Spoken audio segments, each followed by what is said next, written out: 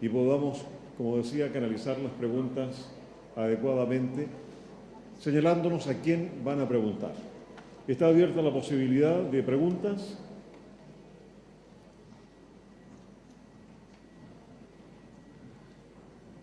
Mientras nuestros invitados toman ubicación en el panel, ya tenemos una primera pregunta en ese sector. Por favor, le llevamos de inmediato el micrófono. Buenos días.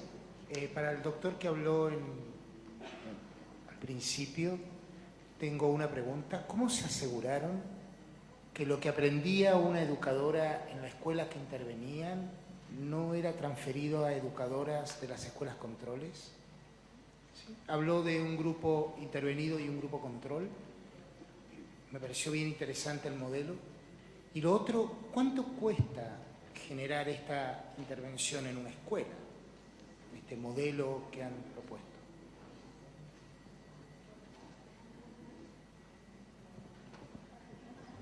Está abierto.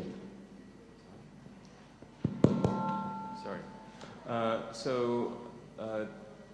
The unit, it's a very important question of whether in a randomized evaluation, whether teachers in the comparison condition are carrying out aspects of the intervention. And so this was the reason why in our experiment it was schools that were randomly assigned, not classrooms. If we had randomly assigned classrooms within schools, teachers certainly might meet and share the strategies and materials. And Elizabeth actually talked about teachers talking together within schools. So in order to minimize that process, it was actually entire schools that were randomly assigned. So 64 schools, roughly half of those, or 32, being in our intervention 1 full un buen comienzo condition, and roughly 32 being in the comparison condition. In terms of the costs of the intervention, we are working with an economist to help with estimating the cost, so I don't have an answer for you immediately in terms of that, but that is something that we are very much interested in looking at, is the benefits and costs of the intervention. What I can say is a professional development intervention is, relatively speaking, much lower cost, of course, than providing a preschool education, because it is the marginal cost of the coach, of the training, so it is usually much less than the overall cost of providing preschool education if you calculate the per child costs. Muchas gracias, doctor Yokizawa. ¿Está abierta la posibilidad de otras consultas?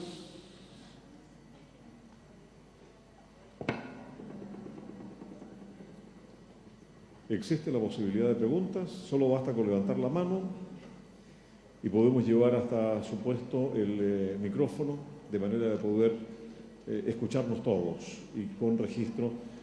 En mi sector izquierdo, por favor, hay una mano levantada. Quisiera preguntar respecto a los datos de la línea base de la primera parte del experimento.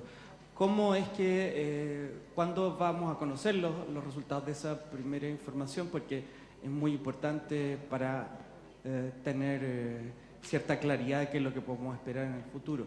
Y pienso, otra pregunta en relación al papel que tendrían los papás en la intervención, porque como es bastante fuerte la evidencia que en realidad efecto de la calidad del preescolar puede variar mucho, pero sin embargo el tamaño del efecto del ambiente de la casa puede ser aún mayor. ¿Cómo ustedes se están ocupando de eso?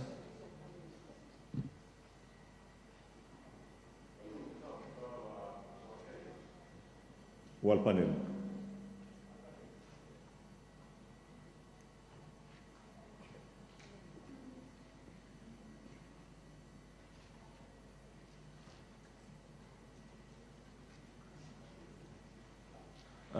So I guess my first question is what you mean by baseline. Do you mean the pretest or something about pre-intervention. Yes. So all of our statistical models control for the pre-intervention levels of our outcomes. But in an experimental design, what is also very important to see is what the comparison group average levels are and the distribution of, for example, classroom quality in the comparison condition. That's what I had shown in that table if we looked at the intervention 2 column. And that showed that, in fact, the levels of quality in classrooms at the end of the year, of the pre-kinder year, were, in fact, not very high in our comparison group preschool. So we think that is an indicator, in some ways, of a baseline. There was very little change in that, so in fact, our pretest for the comparison groups looks very much like what the post-test looked like. There was little change over the school year. So the levels of classroom quality were, in fact, quite low.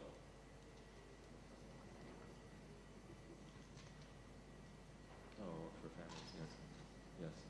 Yes. We have an extensive parent questionnaire, and among our outcomes will be looking at whether the Un Buen Comienzo program increased, for example, parents' support of children's learning at home.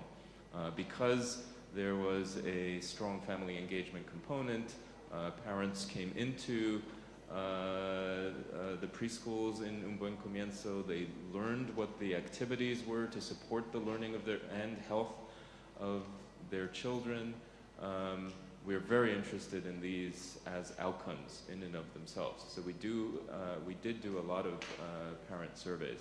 So far what we have is some informal information from focus groups where the parents who attended the workshops in the preschools said that they had no idea that the children, how the children were learning in the preschools, what exactly was going on in the preschool classrooms.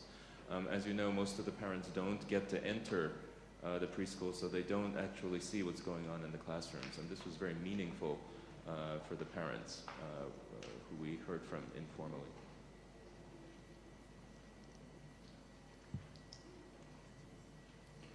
Tenemos otra consulta en la primera fila, Beatriz. It's a question for all of you. The index indicated several areas where the results were way above 0.15. How happy are you with these results? You said you were happy with them, but how happy? I'm a scientist, so I shouldn't look so happy with the results. But yes, we were very. I actually there are comparisons to other professional development interventions in the United States, where coaching was also provided of this level of intensity and quality. So, for example, a coach working with a teacher every week or every 2 weeks, and our results are actually in line with the successful examples of those interventions in the United States. I think what makes us so happy is that this is really in the Chilean context and is a real empirical demonstration of how large these effects can also be here in the context of Santiago, and that's something that makes us happy. I always agree with Hiro. And I also just add this from the perspective of someone who's worked as a literacy coach in Boston public schools. It is an investment in professional development to have someone in the schools, in the classrooms, a financial investment, a time investment on everyone's part. So to have the data that really supports that made me very happy.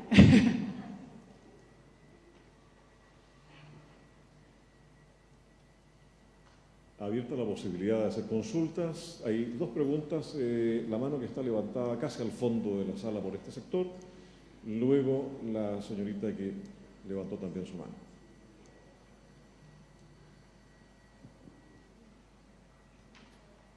¿Aló? Ah, ya. Hola, buenos días.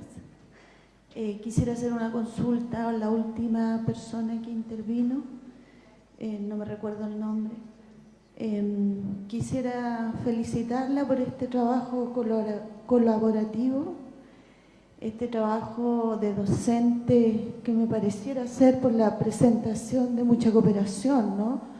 De mucho trabajo en equipo. Entonces mi pregunta va en función de eso. ¿Cómo tradujeron en la práctica la cantidad de horas aula versus visita al aula entre pares y cantidad de tiempo para colaborar en equipo o para hacer las reflexiones pertinentes de esos descubrimientos o de esas indagaciones que se estaban realizando? ¿Y cuántas horas es la equivalencia?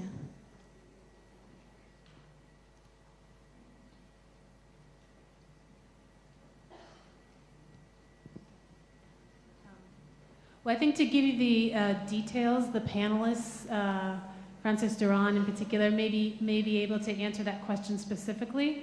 I can let you know in Boston that there was an awareness of time, that there had to be a balance between the pre-work, discussing what's going to happen in the classrooms, and then reflection, and then also some one-on-one support from the coach. And I think there are similarities between the coaching that was done in Boston and the felicitadores. But I think, Francis, you can speak to that later today. Yes?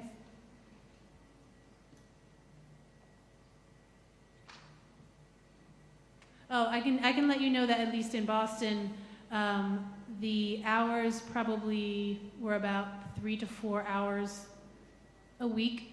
So it was about, the team meetings were about an hour and a half, and it took a lot of part on the leadership to make this happen. As much as teachers wanted it to happen, the principals really had to create the time to make this doable. And the debriefing of how observations went, teachers needed to be freed up from classes. So it was a lot of scheduling. So I would say about 3 hours a week. And that plus any type of after school or Saturday professional development.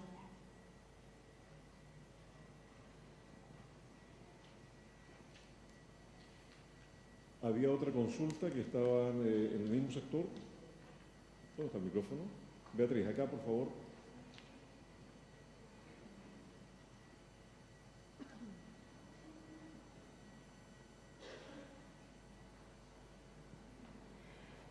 Bien, primero darles las gracias por escucharlos a ustedes. Y la verdad es que tengo una pregunta. Nosotros también trabajamos en un proyecto educativo de primera infancia. Y la duda que tengo es cómo se realizó la evaluación, cómo se evalúa estos avances que ustedes están viendo. ¿Quién planifica esta evaluación y cómo el Estado también puede evaluar esta evaluación? En realidad todo lo que es evaluación ahora es lo importante, los números. Quiero un poco más claridad en el tema de esta evaluación hacia lo que los niños supuestamente están aprendiendo.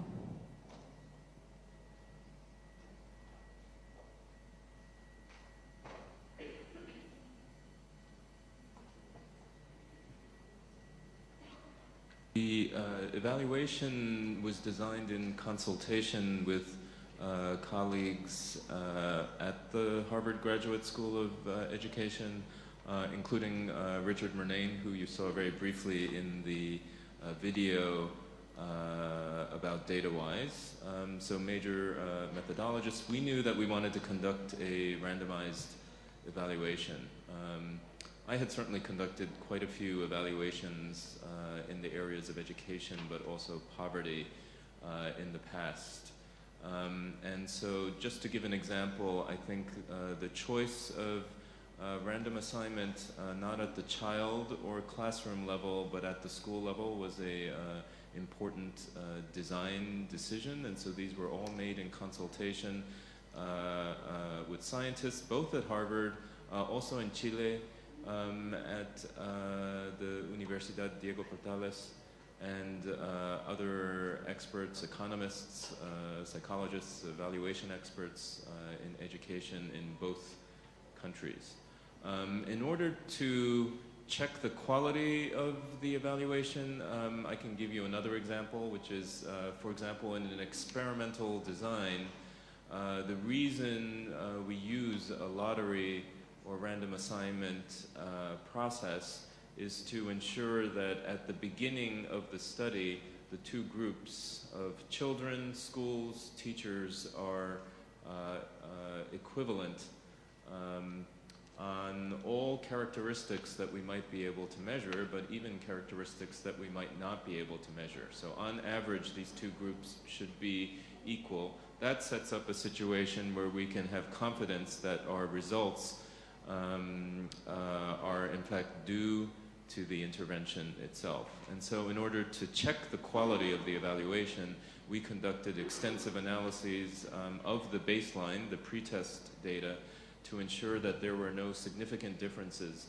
overall on any of the characteristics that we had measured at the pretest. And in fact, that was true.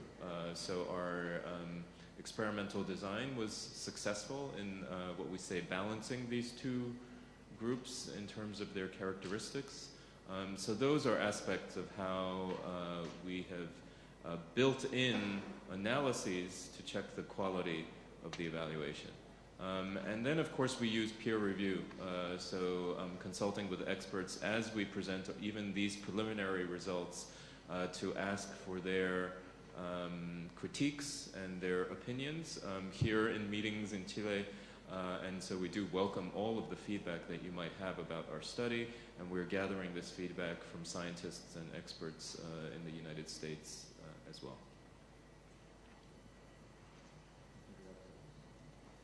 Queremos agradecer infinitamente, lamento mucho que queden preguntas de verdad, que queden preguntas pendientes.